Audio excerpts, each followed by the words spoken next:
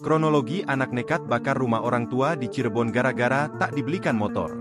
Gara-gara emosi tidak dibelikan motor, seorang anak di Cirebon, Jawa Barat, nekat membakar rumah orang tuanya sendiri, Selasa, 5 November 2024. Aksi nekat RJ itu pun membuat gempat warga Desa Gombang, Kecamatan Plumbon.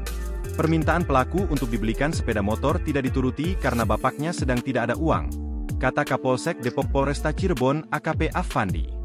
Pelaku sempat cekcok dengan korban malam hari, dan pagi tadi, ia membakar kasur busa di kamar belakang hingga membakar seisi rumah. Jelas AKP Affandi saat diwawancarai di lokasi kejadian.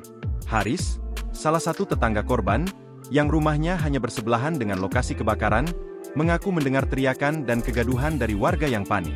Petugas pemadam kebakaran segera datang ke lokasi setelah menerima laporan dari warga.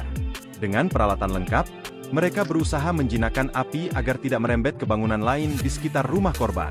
Kondisi lingkungan yang padat penduduk membuat pemadaman semakin menantang, namun upaya tersebut berhasil menyelamatkan rumah-rumah di sekitar lokasi kebakaran dari ancaman api.